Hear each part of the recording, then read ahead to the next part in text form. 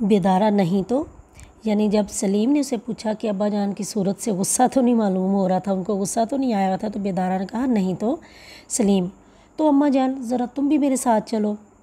ماں، میری گود میں لڑکی سوتی ہے، تم اتنا ڈرتے کیوں ہو، جاتے کیوں نہیں؟ سلیم، کچھ پوچھیں گے؟ ماں، جو کچھ بھی پوچھیں گے تم اس کا معقول طور پر جواب دینا۔ یعنی سلیم کو ڈر لگ رہا تھا کہ کہیں اس کے ابا جان نے کیوں بلایا ہے، ان کو غصہ تو نہیں، تو اس لیے وہ بیدارہ سے پوچھ رہا ہے کہ ان کو غصہ تو نہیں تھا۔ پھر وہ اپنی ماں سے کہتا ہے کہ اماں جان تو بھی میرے ساتھ چلو ابا جان کے پاس، تو وہ کہہ رہی ہے، ماں کہتی ہے کہ میری گود میں لڑکی سوئی ہوئی ہے، تو تم اتنا کیوں ڈر رہے ہو، تم کیوں نہیں جا رہے؟ تو سلیم کہتا ہے کہ اگر انہوں نے کچھ پوچھا، تو ماں کہتی ہے جو کچھ بھی پوچھیں گے تم اس کا معقول ہوتا ہے قابل قبول، تو تم سوچ سمجھ کر ان کا جواب دے دینا۔ پھر آگے بتایا جا رہا ہے کہ غرض سلیم ڈرتا ڈرتا اوپر گیا اور سلام کر کے الگ جا کھڑا ہوا، یعنی ایک طرف جا کھڑا ہوا۔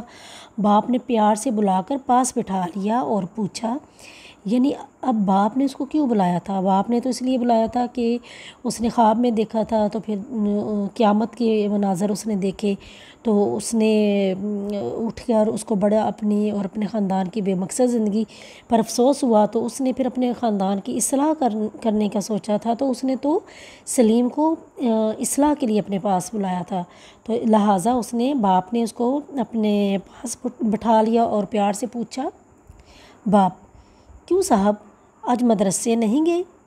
بیٹا، جی بس جاتا ہوں، ابھی کوئی گھنٹے بھر کی دیر اور ہے۔ یعنی باپ نے کہا کہ آج آپ اسکول نہیں گئے، مدرسے نہیں گئے، تو وہ کہتا ہے بس میں جا رہا ہوں، ایک گھنٹے کے تک میں جاتا ہوں۔ باپ، تم اپنے بھائی جان کے ساتھ مدرسے جاتے ہو یا الگ؟ بیٹا، کبھی بھائی جان کے ساتھ چلا جاتا ہوں ورنہ اکیلا جاتا ہوں۔ باپ، کیوں؟ بیٹا، اگلے مہینے امتحان ہونے والا ہے، چھوٹے بھائی جان اسی کے واسطے تیاری کر رہے ہیں، صبح سویرے اٹھ کر کسی ہم جماعت کے ہاں چلے جاتے ہیں، وہاں ان کو دیر ہو جاتی ہے، تو پھر وہ گھر نہیں آتے، میں جاتا ہوں تو ان کو مدرسے میں پاتا ہوں۔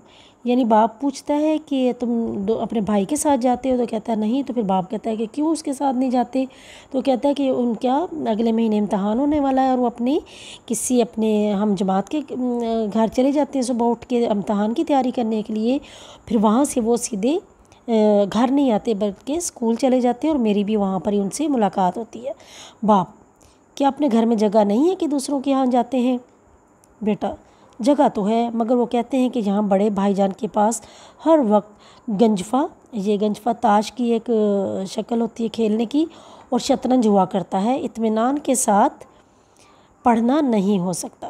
یعنی جب باپ کہتے ہیں کہ تمہارا جو بھائی ہے وہ دوست کے گھر کیوں جاتا ہے، اپنے گھر میں جگہ نہیں ہے پڑھنے کو، تو پھر وہ جو سلیم ہے وہ بتاتا ہے کہ جگہ تو ہے، لیکن بھائی جان سے بھی جو بڑے بھائی جان ہیں ان کے دوست ہر وقت جہاں پر آئے رہتے ہیں اور تاش اور شطرنج کھیلتے ہیں، جس کی وجہ سے ان سے یہاں پر پڑھا نہیں جاتا۔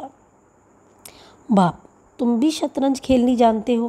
بیٹا، مہرے پہچان لیتا ہوں،